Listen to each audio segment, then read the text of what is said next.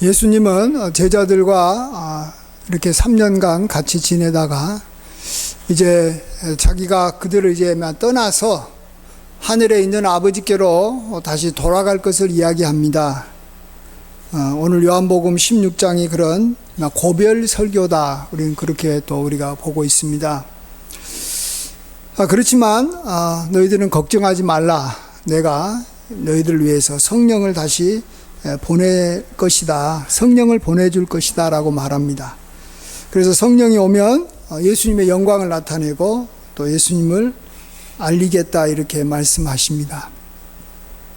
그러면서 조금 제자들이 이해가 되기 어려운 말을 좀 하십니다. 조금 있으면 나를 보지 못할 것이지만 또 조금 있으면 나를 볼 것이다 이렇게 말씀하십니다.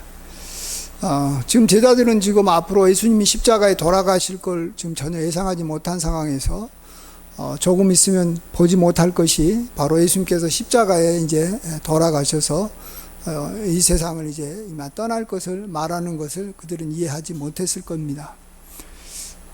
그러니까 그 뒤에 나온 또 조금 있으면 또 이제는 나를 볼 것이다 하는 것도 그들이 무슨 말인지 잘 이해가 안 돼가지고 계속 예수님에게 묻는 것이죠. 그런데 우리는 이제 그 내용을 잘 알고 있습니다. 조금 있으면 나를 보지 못할 것이다 라고 하는 것은 예수님께서 우리 죄를 위해서 십자가에 이제 돌아가시고 또 다시 이렇게 하늘로 올라가셔서 다시는 예수님을 볼 수 없게 되는 그것을 말한다고 말하는 것이죠. 그리고 또 조금 후에는 또 다시 볼 거다라는 것은 그것은 이제 두 가지 의미가 있습니다. 하나는 예수님께서 죽은 지 3일 만에 다시 부활하셔서 이제 부활한 몸으로 제자들에게 자기 자신을 나타내 보인다라는 거죠. 죽은 걸로 알았는데 다시 살아나셔서 얼굴을 보여준다라는 것입니다. 근데 더 중요한 또 다른 의미는 예수님께서 이제 성령을 보내주셔가지고 그 성령을 통해서 우리가 또 예수님을 보게 해주시겠다라는 내용도 다시 보겠다라는 것에 들어가 있습니다. 이제 우리에게 중요한 것은 성령을 통해서 예수님의 얼굴을 다시 보는 것입니다. 제자들처럼 이렇게 육신의 얼굴을 이렇게 부활한 예수님의 얼굴을 한 40일 동안 이제 보는 일은 우리에게는 없습니다. 사실 어떻게 보면 우리는 예수님 믿으면서 한 번도 예수님의 얼굴을 본 적도 없고 또 예수님을 이렇게 직접 대면하지는 않았습니다. 그렇기 때문에 우리가 예수님을 본다라는 것이 또 성령을 통해서 예수님을 본다라는 것이 우리에게는 잘 감이 오지 않습니다. 그럼에도 불구하고 우리가 예수님을 볼 수 있을 것이다 라고 분명히 말씀해 주고 계시기 때문에 우리가 그것이 무엇인지 우리가 같이 생각해 보고자 합니다. 사람이 서로 얼굴을 본다라는 것은 반드시 필요합니다. 서로 가까운 사람이고 또 같이 이렇게 서로 알고 있는 사람, 나아가서 서로 사랑하는 사람이라면 얼굴을 봐야 되는 것이죠. 어쩔 수 없이 멀리 해외에 살아서 몇 년 만에 한 번씩 본다면 그건 어쩔 수 없는 것이고 또 요즘같이 이제 지방에 살아가지고 또 바쁘게 살아서 이렇게 이번 추석과 같은 이렇게 명절 때 얼굴을 보는 것은 어쩔 수 없지만 그래도 얼굴은 봐야 되는 것입니다. 가까운 사람이고 아는 사람이라면 나아가서 사랑하는 그러한 연인이라면 그 얼굴을 보는 것이 한 달에 한 번이나 두 달에 한 번 봐가지고는 안 되는 거죠. 연인이면 못해도 일주일에 한 번은 얼굴을 봐야 됩니다. 그래야지 그 관계가 발전하는 것이고 서로 그 가운데 기쁨이 있는 것이고 즐거움이 있는 거 아니겠습니까? 그런 면에서 우리는 반드시 예수님을 봐야 됩니다. 예수님께서 조금 후에 다시 볼 것이다 라고 했기 때문에 우리가 예수님의 얼굴을 보는 것이 무엇인가를 같이 우리가 오늘 좀 우리도 관심을 갖고 생각을 해보고 싶습니다. 먼저 예수님을 보려면은 이제 먼저 우리에게 있어야 될 과정이 있는데 그것은 뭐냐 그러면 우리가 고난을 당해야 된다라고 말해주고 있습니다. 그러니까 우리가 지금 보통 사람들하고 얼굴을 보고 서로 만나는 거하고는 서로 다릅니다. 이것이 사실은 쉽지는 않습니다. 예수님을 만난다라는 것이 쉽지는 않습니다. 우리 그리스도인들 중에서 어떤 사람은 예수님을 만나고 싶어가지고 막 꿈에 예수님께서 얼굴을 나한테 보여줬다 그러면 그걸로 인해서 뭐 얼마나 기뻐합니까? 나는 예수님을 환상에서 봤다. 나는 예수님을 몰라도 예수님의 어떤 뭐 뒷모습이라도 봤다. 뭐 예수님이 나한테 무슨 음성을 들려준 것 같다. 이런 이야기도 합니다. 그만큼 우리가 예수님을 보는 것을 우리가 또 사모해야 되고 또 그만큼 사모하기 때문에 꿈에도 아마 나타나는 것 같습니다. 자, 그런 것처럼 중요하기 때문에 이것이 봐야 되는데 쉽지는 않아요.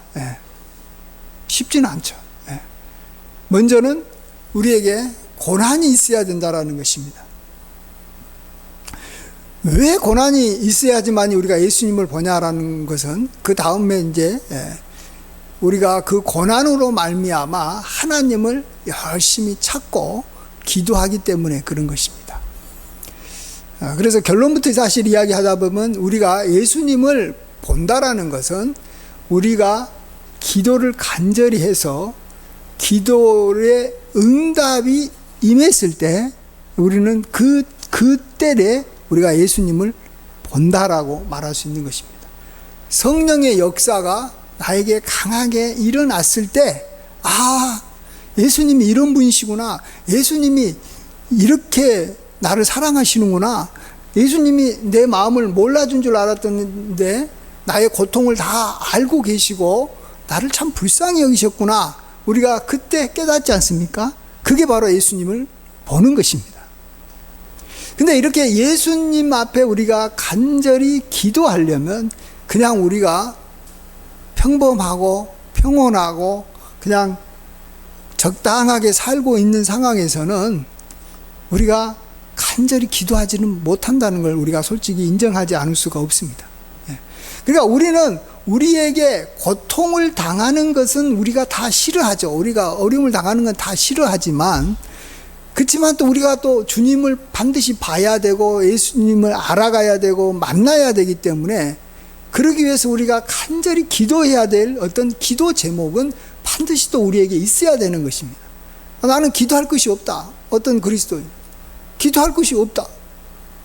사실은 어떻게 보면 행복한 거예요. 건강의 문제도 없고 물질의 문제도 없고 자녀의 문제도 없고 또 뭐 교회의 문제도 없고 이 세상의 문제도 없고 잘 지낸다라는 거예요. 어떤 분은 기도 좀 열심히 하세요 그럴 때 진짜 기도 제목이 없는 사람이 있어요. 그럼 우리는 상당히 행복하겠다, 상당히 좋겠다, 내가 바로 꿈꾸던 바로 이 천국과 같은 삶이 바로 이거야 라고 말할 수도 있지만 문제는 뭡니까? 이런 사람은 기도해서 응답받을 그러한 일도 없는 거예요. 기도할 필요도 없기 때문에 응답받을 일도 없고, 중요한 건 응답이 없다라는 것은 강력한 주님과의 만남이 없다라는 거예요. 믿음이 생길 일이 없다라는 거예요. 믿음이 커질 일이 없다라는 거예요. 그냥 이 세상에서 살아가기는 좋은 거죠. 건강하고 물질도 부족함이 없고 또 내 마음도 평안하고 뭐 사람들이 나를 좋아하고 존경해 줘서 대적하는 사람도 없기 때문에 이 세상에서는 살아가는데 아무런 부족함이 없지만 그 사람에게는 믿음은 안 커지는 거예요. 도리어 점점 믿음이 약해지고 교회 생활에 대해서 이제 좀 이렇게 따분해지는 것이고 세상의 즐거움을 향해서 그는 열심히 나아갈 수밖에 없는 것입니다. 그래서 오늘 주님께서는 너희에게 반드시 이렇게 곡하고 애통하겠을 것이다. 애통할 것이다. 이렇게 말합니다. 내가 진실로 너에게 이르는 20절에 너희는 곡하고 애통하겠다. 그런데 세상은 기뻐하리라. 이렇게 말합니다. 여기서 우리는 지금 막 괴롭고 힘든데 세상은 기뻐한다라고 말하고 있습니다. 우리가 곡하고 애통하는 걸 가지고 세상 사람들은 기뻐한다고 말합니다. 왜 그럴까요? 세상 사람들은 예수님이 자기 눈에 보이지 않습니다. 근데 우리 믿는 사람은 보이지 아니하는 예수님을 믿고 섬기고 따라가는 거예요. 그 당시 사람들은 보이는 로마 황제를 그들이 믿고 따르고 황제를 섬깁니다. 그리고 황제가 그들을 지켜주고 먹을 것을 준다라고 생각합니다. 근데 우리는 그 당시 그리스도인은 황제를 이렇게 숭배하는 게 아니라 예수님을 나의 황제다, 예수님이 나의 왕이다 이렇게 고백하면서 나아가니까 그들이 봤을 때는 이게 도저히 이해가 되지 않는 거예요. 당연히 황제에게 충성하고 황제를 이렇게 존경해야 되는데 그런 모습이 안 보이는 거예요. 그래서 기독교인들을 핍박한 거예요. 자, 지금도 세상 사람들은 이 돈을 사실은 왕처럼 생각하고 돈을 굉장히 섬깁니다. 그래서 돈 벌기 위해서 모든 힘을 쏟고 돈 중심으로 살아갑니다. 근데 우리 그리스도인은 하나님께서 나에게 일용할 양식을 주실 거라는 것을 믿고 하나님 중심으로 살아갑니다. 근데 그 하나님이 보이지 않는 거예요. 그러니까 세상 사람들이 봤을 때는 이게 굉장히 미련해 보이는 거예요. 저렇게 되다간 저 성도들이, 교인들이 아주 가난하게 살 것 같다. 나아가서 뭐 사이비 이단 종교에 그들이 미혹돼 가지고 그들이 모든 것을 뺏겨버리고 그들이 이제 참 아주 이렇게 빈곤하게 어렵게 살아갈 것 같다 이렇게 생각하는 겁니다.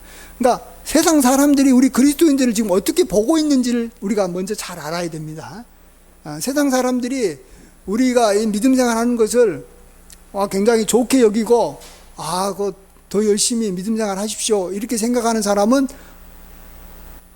없어요. 만일 있다면 그 사람은 곧 예수님을 믿는 성도가 될 가능성이 많은 분이고 뭔가 이제 변화가 일어날 사람이고, 그냥 계속해서 안 믿을 사람은 또 안 믿고 있는 세상 사람들은 우리들을 볼 때 이해가 되지 않는 거예요.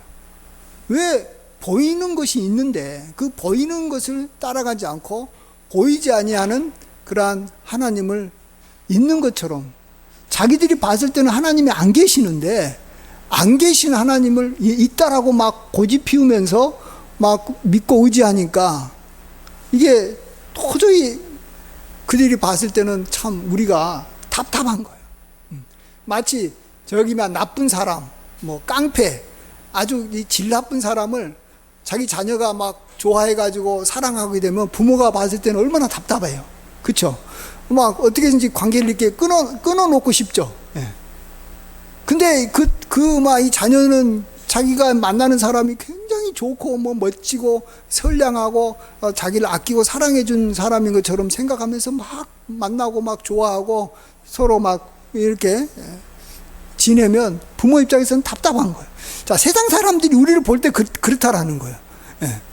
정말 하나님은 계시지도 않고 아무런 능력도 없고 뭐 이건 사이비 종교 집단의 어떤 교주 같은 사람들이 그걸 이용해가지고 예수를 이용하고 교회를 이용해가지고 성도들이 가지고 있는 좋은 물건이나 뭐 시간이나 뭐 이런 것들을 다 이렇게 뺏어가가지고 이렇게 자기들은 이용만 당하고 있는데 그리스도인들은 그걸 모르면서 살아가고 있다라고 그들은 생각하고 있다라는 거예요. 그래서 그들은 우리에게 와가지고 처음에는 좋게 이야기합니다. 믿어봤자 하나님은 우리한테 도움이 되지 않는 것이다. 하나님은 계시지도 않는 것이다. 너희들이 지금 가짜를 믿고 있다. 이렇게 우리에게 설득합니다. 그러다가 우리가 그렇지 않다. 예수님은 살아있고 하나님께서 나에게 뭐 힘이 되시고 뭐 죽은 후에 천국이 있고 뭐 이런 이야기를 하면은 그들이 화를 내가지고 이제 그다음부터는 우리를 갖다가 이제 때려서라도 감옥에 보내서라도 또 심지어는 뭐 열심히 있는 사람 이렇게 몇 사람 죽여서라도 우리의 생각을 바꿔보려고 하는 것입니다. 그렇게 하는 것이 우리 성도들한테 좋을 거라고 생각해서 그러는 거예요. 그들은 안 그러겠어요? 그들이 왜 괜히 웬만한 크리스찬들을 때리려고 그러겠어요? 왜 감옥에 보내려고 그러겠어요? 그들이 잘못된 길로 가고 있기 때문에 그렇다라는 거예요. 그런 우리를 보고 있을 때 우리가 만일 이 세상에서 여러 가지 어려움을 당하고 힘든 일을 당하고 고통을 당하면 세상 사람들이 기뻐하는 거예요. 아, 나 너 그럴 줄 알았다. 하나님을 믿으니까 너희들은 망할 줄 알았는데 역시 너희들은 망하고 있구나. 이렇게 생각해서 세상 사람들은 우리가 병들고 우리가 고통을 당하고 막 이러면 좋아하는 거예요. 우리가 힘들면 좋아하는 거예요. 마치 욥에게 일어나는 일들이 있잖아요. 욥은 나름대로는 의롭고 선하게 살았는데 하루는 이렇게 큰 동풍이 불어가지고 이 자녀들이 이렇게 모여있는 곳에 집을 치니까 자녀들 7명이 다 죽어버리는 거예요. 예, 다 죽어버려요. 또 한 번은 이렇게 하늘에서 불이 내리고 또 이 도둑질이 와가지고 이렇게 이 재물들이 다 이렇게 사라지고 거지가 되는 일이 우리에게 만일 벌어진다면 세상 사람들이 그걸 보고 네가 바로 돌아오기 위해서 잘된 것이다. 너는 그렇게 하는 게 맞다. 이렇게 세상 사람들은 보는 거예요. 예. 그러다가 또 병 들어가지고 막 피부병이 걸려서 기왓장으로 막 너무 아파가지고 이렇게 긁는 그러한 일이 벌어지면 그래. 하나님이 너를 안 돌봐주는 것을 보니까 하나님은 살아계시지 않는 것이 아니냐. 이렇게 보면서 세상 사람들은 그걸 불쌍히 여긴 것이 아니라 당연하다라고 보는 거예요. 그러니까 세상 사람들은 우리가 복받고 잘되고 형통한 것은 있을 수 없는 것이고 우리 그리스도인들은 망하고 안 좋고 병들고 가난하고 이렇게 되는 것이 정상이다 이렇게 보는 거예요. 예. 그래서 우리가 이렇게 곡하고 애통할 때 세상은 기뻐하는 거예요. 아, 자기 뜻대로, 그러니까 세상 사람들이 원하는 뜻대로 돌아가니까 자기 생각대로 되니까 그들은 기쁜 거예요. 자, 그때 주님께서는 여기 요한복음 16장 20절에서 너희는 근심하겠으나 너희 근심이 도리어 기쁨이 되리라 하는 아주 놀라운 말씀을 해주십니다. 너에게 고통스러운 일이 생길 것이다. 세상 사람들이 우리를 갖다가 뭐 어렵게 하든지 아니면 그냥 우리에게 어떤 뭐 불행한 일이 자연스럽게 생겨가지고 우리가 고통을 받든지 이렇게 근심이 있겠지만 그 근심이 기쁨이 되리라 하는 말씀을 하십니다. 근심이 기쁨이 되리라. 야, 이것처럼 정말 놀라운 말씀도 없고 이것처럼 정말 이해가 되지 않은 말씀이 없어요. 근심은 근심이지 어떻게 근심이 기쁨이 됩니까? 우리는 근심이 예를 들어서 근심이 사라질 수는 있어요. 근데 근심이 사라지는 정도가 아니라 근심이 기쁨이 된다라는 거야. 이게 기쁨이 될 정도라는 거야. 나에게 재물이 다 이렇게 없어졌다가 재물이 다시 생기면 사실은 다시 이렇게 회복되는 정도지 그것 갖고 물론 어느 정도는 기뻐하겠지만 크게 기뻐하지는 않아요. 근데 근심거리가 완전히 이제는 기쁨이 된다라는 것입니다. 자, 그것이 어떤 예를 들어서 이제 먼저 설명해 주시는데 여기 21절 보면 여자가 해산하는 그런 경우를 통해서 근심이 기쁨으로 바뀌는 것이 무엇인가를 설명해 줍니다.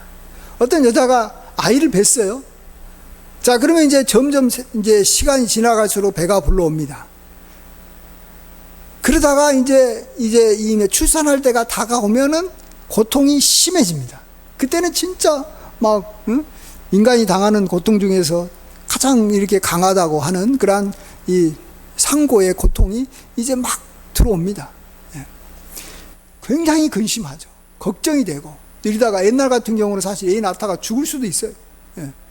자, 이럴 때 근심을 하지만 이제 아이를 낳게 되면 세상에 사람 난 기쁨으로 말미암아 아이를 내가 낳았다라는 기쁨으로 말미암아 그 고통을 다시 기억하지 아니할 거다라고 말해주고 있습니다. 그리고 나아가서 아이를 본 기쁨이 너무 커가지고 이제 근심은 다 사라져 버리는 거예요. 근심이 이제는 생기지도 않고 이제 애 낳았으니까 근심. 자, 이거와 같은 거예요. 자, 우리는 아이를 뵌 여자, 출산을 앞둔 여자에게는 반드시 고통이 온다라는 거예요. 고통이 올 수밖에 없고, 고통이 심하면 심할수록 이제 아이를 낳을 때가 가까워진다라는 것이고, 자, 이제 아이를 낳게 되면 이제 모든 근심과 걱정은 다 사라지고 기억도 나지 않고 아이를 본 기쁨으로 충만해지는 거예요. 자, 우리 성도들의 삶이 바로 이 해산하는, 아이를 배가지고 해산하는 여인과 같은 삶이 반복되는 것이 우리 성도의 삶이라는 걸 아셔야 됩니다.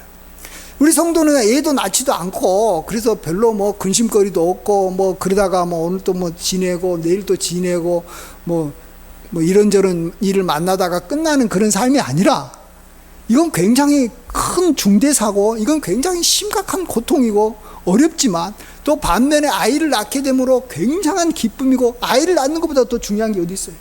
그러한 일을 경험하는 그 여인과 같은 삶이 우리 그리스도인의 삶이다라는 걸 아셔야 됩니다. 예. 이것들이 계속해서 반복하면서 이렇게 살아가는 것입니다. 자, 이럴 때 이 아이를 낳는 거와 같은 거, 이것이 이제 우리에게 근심하지만 이 아이를 뵌 이 여인이 아이를 낳아가지고 기쁨을 갖는 거하고, 이것은 결국은 무엇을 의미하고 무엇을 비유하는 거냐? 그것은 우리가 하나님 앞에 기도하는 것을 말한다라고 말해주고 있습니다. 기도해서 응답받는 것을 말하는 것입니다. 우리 한번 오늘 23절과 24절, 우리 이 23절, 24절 두 구절 같이 한번 읽어보겠습니다. 시작. 그날에는 너희가 아무것도 내게 묻지 아니하리라. 내가 진실로 진실로 너희에게 이르노니 너희가 무엇이든지 아버지께 구하는 것을 내 이름으로 주시리라. 지금까지는 너희가 내 이름으로 아무것도 구하지 아니하였으나 구하라. 그리하면 받으리니 너희 기쁨이 충만하리라. 예. 여기 뒤에 보면 너희 기쁨이 충만하리라 하는 거하고, 아이를 이렇게 낳게 됐을 때 그 아이를 낳게 된 걸로 인해서 기쁨이 이제 고통을 기억하지 않을 정도로 크다라는 것 같은 것이고, 또 우리가 기도는 언제 합니까? 우리한테 고통이 올 때 기도하는 것이지, 고통이 없는 것을 우리가 기도할 필요가 없는 거죠. 물론 그 고통이란 건 나에게 직접적으로 뭐 생기는 고통일 수도 있고, 또 가족에게 생기는 고통일 수도 있고, 또 내가 사는 이 나라에 생기는 어떤 큰 고통일 수도 있습니다. 어쨌든 고통이 있어야지 기도하는 거예요.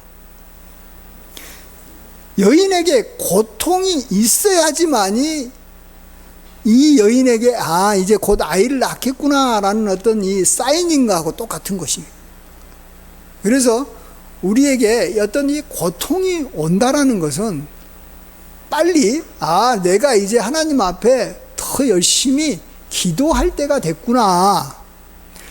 그리고 내가 이 고통이 크면 클수록 기도하는데 더 집중하게 만드는 것이죠, 우리가. 그렇죠? 아프고 더 많이 아프고 막 줄 것 같으면 더 막 울부짖고 부르짖는 것이지 않습니까? 고통스럽지 않고 그냥 조금 뭐 적당히 참을만 하면 뭐 적당히 기도하다가 그냥 기도 안 하고 그냥 또 넘어가 버리는 거예요. 그냥 또 다른 방법으로 이 문제를 해결하려고 하는 것이지, 하나님 강하게 붙잡지는 못하는 거 아니겠습니까? 예. 그래서 이 고통이라는 것은 우리 그리스도인들한테 기도를 하고 또 그로 인해서 기도 응답을 받는데 너무 중요한 거예요. 예. 그래서 근심하겠으나 우리는 근심할 것이고, 또 세상 사람들이 그걸 보고 우리를 보고 막 이렇게 욕하고 막 이렇게 손가락질을 하는 거죠. 우리가 이 어려움을 당하는 것을 세상 사람들은 당연하게 여기고 고소하게 여기기 때문에, 그러한 어떤 우리는 이게 비난을 받는 어려움도 우리가 감수하는 거예요. 예. 그럴 때 우리는 기도하는 것입니다. 자, 그때 우리는 기쁨이 충만하는 기도 응답을 우리가 받게 되는데, 자, 우리가 여기서 이제 중요한 것은 우리가 기도해서 기도 응답 받을 수 있다. 이것만 생각하기 위해서 예수님께서 이 말씀을 준 게 아닙니다. 오늘 이 말씀은 처음에 제자들한테 잠시 후에 너희가 나를 보지 못하게 하겠지만 또 잠시 후에는 너희가 나를 볼 것이다 라는 그러한 말씀을 갖고 지금 제자들이 이게 무슨 뜻입니까? 라고 묻고 또 예수님께서 가르치는 과정에서 나온 말씀입니다. 그렇기 때문에 우리는 기도 응답이 단지 그냥 내가 원하는 것을 얻은 것이 기도 응답이다라고 보면 안 됩니다. 기도 응답이라는 것은 그걸 통해서 내가 예수님을 보게 됐다라는 것입니다. 예수님이 살아계시는 분이시구나. 예수님이 이렇게 나를 아껴주시는 분이구나. 그동안에 예수님에 대해서 내가 이렇게 참 알지 못했던 그런 것을 깨닫게 되고 예수님을 더 기뻐하는 그런 것이 반드시 이 기도 응답을 통해서 우리에게 나온다라는 것입니다. 자, 예수님께서 그 앞에 이렇게 해산하는 여인의 예를 들어줬을 때 이 해산하는 여인에게 기쁨이 된 게 뭡니까? 자기 배에서 나온 아이예요, 아이. 아이를 보게 된 거예요. 그동안에는 보지 못했던 자기 뱃속에 들어가가지고 이게 태아로 있을 때는 볼 수 없잖아요? 아이고, 어떻게 생겼는지. 정말로 아이가 정말로 멋지게 생겼는지, 손발은 제대로 붙어 있는지, 혹시 병신은 아닐까 걱정도 되고, 이게 막 이렇게 됐는데 아이를 딱 보는 순간에 너무 기쁜 거야. 이거 손가락도 제대로 붙어 있구나, 뭐 얼굴도 제대로 있구나. 또 자기가 봤을 때는 굉장히 이뻐 보이는. 다른 사람이 봤을 때는 그냥 뭐 이제 막 물에 막 이렇게 빠졌다가 나오니 생쥐같이 보여가지고 별로 없이 보이는데 그 어머니 눈에는 아이가 너무 사랑스럽게 보이는 거죠. 보이는 거예요. 보이는 거예요. 똑같아요. 여러분이 기도해서 응답을 받을 때야만이 하나님에 대해서 의심을 갖고 하나님이 어떤 분이시지? 하나님이 살아계시나? 정말 하나님이 내 문제에 대해서 관심 갖고 있나? 하나님에 대해서도 우리가 좀 뭔가 좀 의심하고 또 자기 자신의 문제로 인해서 걱정하던 것이 기도 응답이 돼야지만이 다 해결되는데 그때 기도 응답은 곧 하나님의 얼굴을 보는 것으로 우리가 받아들여야 된다라는 것입니다. 기도 응답은 뭐라고요? 하나님의 얼굴을 보는 것으로. 또 다른 말로 성령의 모든 역사는, 성령의 역사가 뭡니까? 인간이 행한 게 아니라 하나님께서 행한 그런 것은 다 하나님의 얼굴을 보는 것으로 우리가 받아들여야 됩니다. 하나님을 본 것으로 받아들여야 되는 것입니다. 왜 그러냐 그러면 여기 보시면 20절에 우리가 기도할 때 그냥 기도한 게 아니라 아버지께 구하는 것은 내 이름으로, 예수님의 이름으로 주시리라고 했고 24절 보면 구하라, 지금까지는 너희가 내 이름으로, 예수님의 이름으로 구하지 아니하였으나 구하라 그리하면 받으리니 너희 기쁨이 충만하리라고 했어요. 그래서 예수님의 이름으로 기도했는데 내가 응답이 됐을 때 예수님이시구나. 예수님이 바로 이런 분이시구나. 예수님을 내가 만났습니다. 이렇게 말하는 거예요. 자, 요즘에는 추석 때가 되니까 요즘에 여러분이 택배를 받을 때는 옛날처럼 내가 주문해가지고 온 그런 택배가 아니라 내가 주문도 안 했는데 우리 집 앞에 이렇게 택배 기사가 와가지고 이렇게 물건을 놔둔 경우가 있습니다. 이런 경우는 선물이죠. 예. 그럴 때는 여러분이 뭘 봅니까? 제일로 중요한 것은 누가 보냈느냐라는 거예요. 이 수신자는 내가 맞는데 이 보낸 사람이 누구냐라는 거죠. 그래서 그 이름을 보는 순간에 그 사람이 생각나고 이제 그러면서 그 물건을 딱 열어보는 순간에 그 물건도 물건이지만 그 물건과 더불어서 이 물건을 보내준 그 사람이 나한테 확 다가오는 거예요. 물건을 보내준 사람이 나에 대해서 관심이 있었구나. 나는 그 사람이 별로 관심을 안 갖고 있는 줄 알았는데 나한테 이 선물을 보내줄 만큼 나를 생각하고 있었구나. 나를 정말로 이렇게 아껴주는 사람이구나.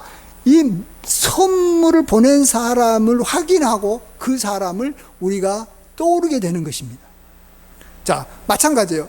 우리가 주님의 이름으로 기도를 했을 때, 하나님 아버지에게 기도했을 때 기도 응답이 되면 주님의 이름으로 내가 기도했기 때문에 응답이 되는 순간에 주님이 확 우리에게 다가오는 거예요. 물론 평상시 때도 주님이 생각이 날 수도 있지만 응답이 될 때는 아주 강력하게 나를 사랑하시는 분이었구나, 나를 귀하게 여기신 분이었구나 라고 주님이 강력하게 다가오는 겁니다. 그래서 우리는 이렇게 기도하는 삶을 사는 것입니다. 요즘에 여기 여인들한테 사실은 아이가 많이 생겨나지 않으면 그건 제가 봤을 때는 참 여자의 삶의 이 절반 이상은 여자로서의 삶은 아니다. 인간으로서의 삶은 살아갈지 모르겠지만 또 결혼해가지고 아이가 없으면 그냥 삶은 삶이죠. 결혼은. 그러나 아이가 있는 삶이 굉장히 이렇게 여러 가지 면에서 중요한 의미가 있는 것처럼 우리 성도들한테는 기도 응답을 받는 것이 기도 응답 없이 신앙생활 하는 거하고는 어마어마하게 차이가 있는 거예요. 그러니까 우리가 기도 응답을 안 받으면서도 우리가 남한테 칭찬도 받고 우리가 말씀도 보고 또 여러 가지 일들을 할 수 있어요.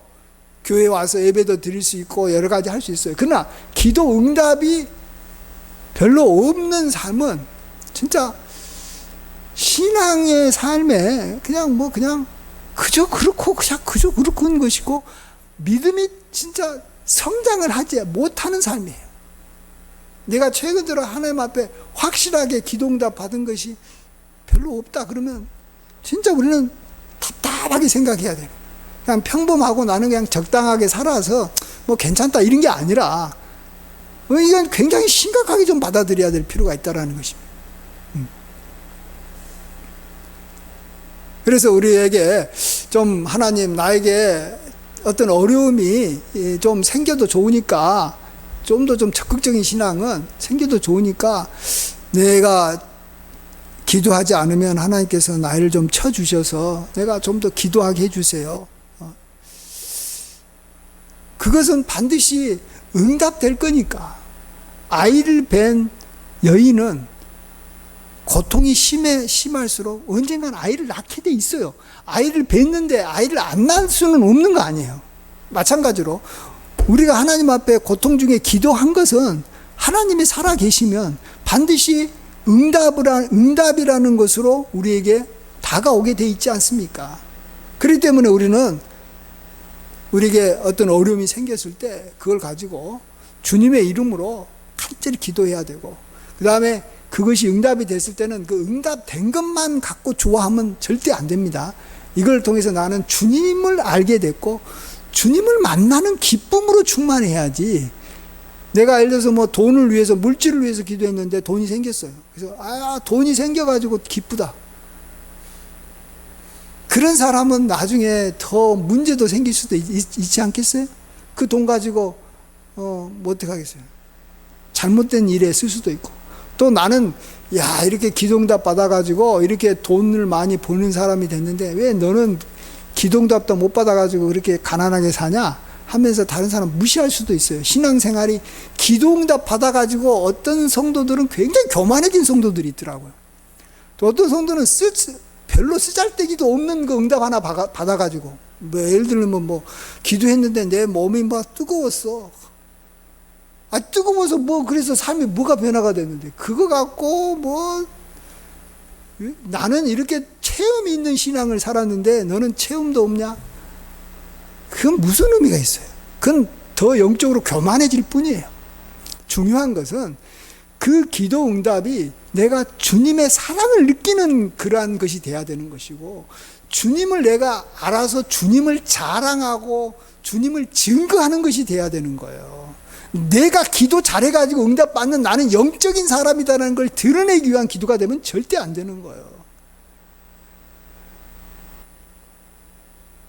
아이를 낳기 위해서 지금 이 여인이 그동안에 이 상고의 고통을 겪고 아이를 낳은 것이지 다른 목적으로 낳은 게 아니지 않습니까? 자기 자랑하려고 했어요. 물론 그것도 되겠지만 아이를 낳은 것이 중요한 것처럼 우리는 주님을 만난 것이 중요한 거예요. 주님을 보게 됐다라는 거예요. 주님을 경험하게 됐다라는 거예요. 주님을 알아가게 됐다라는 거예요. 기도응답을 통해서. 이게 포인트인 거예요. 그래서 잠시 후에 나는 꼭 주님을 볼 것이다. 그리고 이것이 계속해서 우리의 삶에 반복되기를 간절히 축원드립니다. 계속해서 나는 기도응답을 받은 걸 통해서 나는 주님을 보고 또 봐야 됩니다. 그래야지만이 믿음이 생기는 거예요. 어떤 사람도 여러분 이렇게 몇 달간 보지 않고 몇 년간 보지 않으면요, 이제 그 사람과의 관계도 끊어지고 그 사람하고 이제 멀어지는 거예요. 그 사람하고 나 그 사람 모른다 그럴 수도 있는 거예요. 마찬가지로 여러분이 기도응답을 받는 것이 너무 없어지면 주님이 누군지도 모르고요. 나중에는 알다 모르겠다라는 거예요. 주님이 의심이 생길 수밖에 없는 거예요. 주님이 살아 계신가? 주님이 나를 사랑하시는가? 왜? 기도응답이 안 오니까. 그래서 우리는 반드시 주님의 이름으로 구하여 반드시 받아라고 말하고 있습니다. 구하라. 그리하면 받으리니. 받아야 됩니다. 내가 그걸 받아서 잘 먹고 잘 살기 위한 것이 아니라 그러지 않으면 나는 믿음이 떨어져 버리니까, 주님에 대한 신뢰감이 없어지니까, 주님을 의심하게 되니까 나는 더 이상 신앙인으로서 내가 세상 사람들한테 주님을 증거할 수 없으니까 우리가 힘있게 믿음 생활하고 정말로 주님을 높이고 찬양하기 위해서라도 우리는 반드시 기도응답을 받아야 됩니다. 그러기 위해서 꼭 우리에게 필요한 고통이 우리에게 다가올 때 고통을 자꾸 피하려고 하지 말고 무시하려고 하지 말고 고통을 그대로 받아들여야 됩니다. 우리는 좀 더 고통스러운 그러한 삶을 살아야 되는 거예요. 나에게 어떤 조그마한 고통이라도 그 고통을 좀 증폭시킬 줄 알아야 돼요. 이걸 진짜로 아픔으로 느낄 줄 알아야 되는데 자꾸 무시해버리는 거예요. 그러니까 기도가 안 되는 거예요. 여러분한테 사실 고통이 없는 게 아니에요. 고통이 하나님의 손으로 해결될 것 같지도 않고 고통스러운 삶 자체가 싫으니까 그냥 없다라고 부인해버리는 거예요. 있는데도 부인해버리는 거예요. 저도 그런 게 참 많아요. 정말로 현실을 현실대로 그대로 받아들여야 돼요. 내가 사는 이 삶은 굉장히 고통스러운 삶이에요. 지금 해결돼야 될 문제가 어마어마하게 많이 있고 해결 안 되면 이것 때문에 앞으로 내 인생과 내 삶이 지금 망가지는 길로 가고 있는 것들이 한도 끝도 없이 많은데 그냥 괜찮을 거야 무시해버리니까 기도할 제목이 안 생기는 거예요. 붙잡고 강력하게 기도를 못하는 거예요. 주님께서 반드시 이야기합니다. 너희는 곡하고 애통하겠으나, 반드시 곡하고 애통을 해야 되는 거예요. 애통하는 자가 복이 있는 거예요. 그 사람이 위로를 받는 것이고, 가난한 자가 복이 있어서 천국 임하는 것이지, 나는 괜찮아, 나는 부유해, 문제 없어, 나는 잘 살아. 잘 살기는 뭐가 잘 살아요. 기도응답도 없는데, 그로 인해서 주님으로 인해서 기뻐하는 삶이 없는데, 주님을 본 게 없는데 뭘 잘 살아요. 우리가 정말로 주님 앞에 우리가 이렇게 주님은 반드시 우리가 보이지 않지만 보이지 않는 주님을 봐야 됩니다. 우리가 보지 않으면 세상 사람들하고 똑같아집니다. 우리 믿음이 떨어져 버린다라는 거예요. 세상 사람들은 주님을 안 보기 때문에 믿음이 없어요. 우리도 주님을 계속 안 보면 이전에 있었던 믿음 줄어들어 버리는 거예요.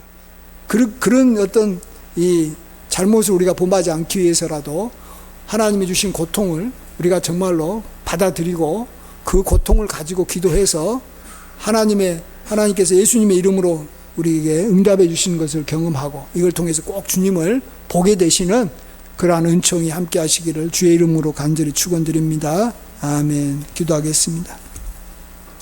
아버지 하나님, 잠시 후에는 너희가 나를 보지 못할 것이지만 잠시 후에는 보리라고 했습니다. 우리가 주님을 안 본 지가 얼마나 오래됐는지 모릅니다. 이제 정말로 주님이 살아계시는지, 주님이 나의 고통에 대해서 알고 계시는지, 주님을 우리가 정말로 보지 못한 지가 너무 오래돼가지고 아버지 하나님, 세상 사람들이 이렇게 주님을 모르는 것처럼 우리도 점점 주님이 혹시 우리의 마음에서 잊혀져 가고 멀어져 가고 있지 않나 우리 자신을 돌아봅니다. 아버지 하나님, 우리에게 다시 성령의 역사, 기도 응답의 역사가 일어나게 하여 주시옵소서. 이를 위해서 정말로 우리 아픔을 가지고 열심히 기도하고 성령을 간절히 사모하고 놀라운 주님의 기적과 이사를 우리가 바라보며 살게 하여 주시옵소서. 모든 영광 주님께 돌리옵고 예수님의 귀하신 이름으로 기도하옵나이다. 아멘.